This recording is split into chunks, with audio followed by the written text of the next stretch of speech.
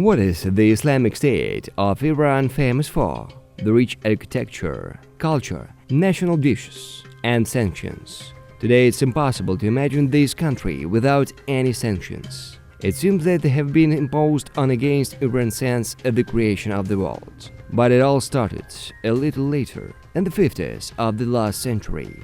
Winston Churchill imposed the first sanctions on Iranian oil products in response to nationalization Anglo-Iranian Oil Company, owned by the British government. And that was just the beginning.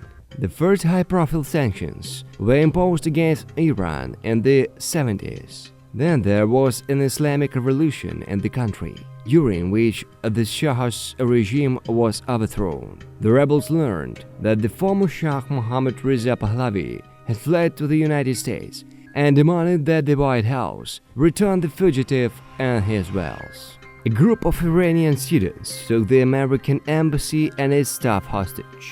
The USA didn't like such blackmail, and Washington imposed through sanctions against Tehran. So, American companies and citizens were forbidden to buy Iranian products, including oil, and sell anything to Iran.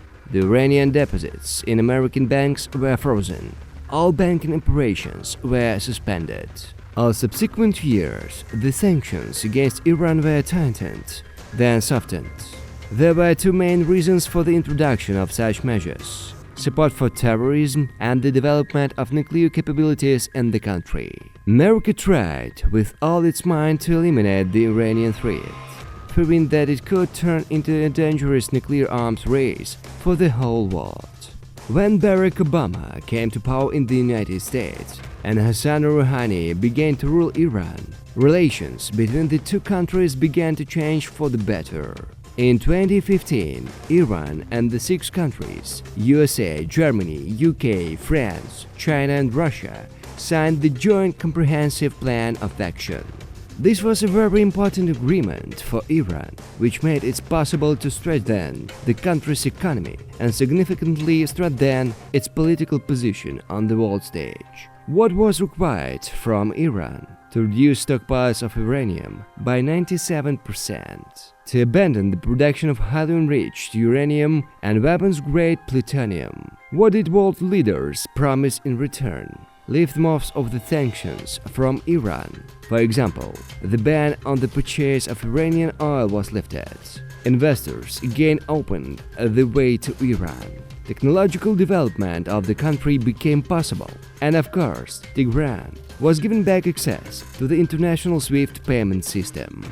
The deal with Obama not only allowed Tehran to improve relations with the outside world, but also to practically get the nuclear weapons. In 2016, Washington accused Tehran of developing ballistic missiles. The Iranian government has disowned such plans and said that everything is being developed only for defensive purposes. And if Barack Obama policy in the Middle East was extremely soft, the new USA President Donald Trump immediately said, "This is your agreement with Iran, complete nonsense, and America will not participate in it." Trump kept his word. In May of this year, the White House announced the withdrawal of states from the Joint Comprehensive Plan of Action. All anti-Iranian sanctions by Washington have returned. Why Donald Trump didn't like this document? First, thinks that the terms of the agreement are beneficial only to the Iranian side. Secondly, restriction on nuclear activities in Iran were imposed until 2031. Trump insists to make it a condition of indefinite duration. Also, the White House is confident that Iran continues to test ballistic missiles, and not for defensive purposes. So, what is really going on in Iran? No one can say. Iran swears that it is complying with the terms of the agreement and that there are no nuclear activities in the country. But Israel does not agree with it. In April of this year, the government announced that the secret Iranian research project M.News continues to exist. Israel has published documents proving that Iran hasn't stopped developing and testing a nuclear warhead. For Washington, this was an additional motive to leave the agreement.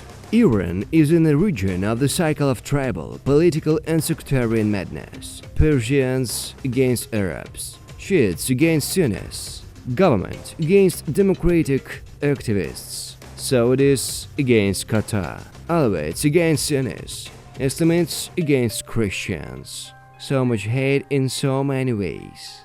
And all want on things to achieve dominance in the region. The dirty methods are used. For example, Iranians have been forcing their neighbors and killing their opponents with the hands of Hezbollah for decades. Therefore, Washington's fears are understandable. The presence of nuclear weapons in the Tehran will entire Tehran's hands, and it's dangerous not only for the nearest neighbors. Tehran doesn't want to recognize the heavy consequences of American sanctions yet. They said that such USA actions make Iran a more self-sufficient state. But is this really the case? The standard of living in Iran is very low.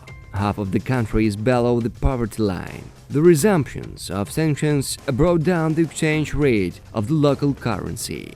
Inflation is increasing in the country, and food prices soared 50% in a few weeks. We must admit the relation with the USA, and more important for global companies, the relations with Iran.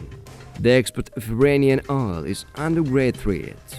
Washington demands that the Tehran away from the supporting of terrorism and military intervention in Syria, and also completely stop the work on the creation of missile and nuclear weapons, without a term. Because of the growing poverty, the population of Iran is increasingly coming out to protests, and this, apparently, is what Washington is trying to achieve.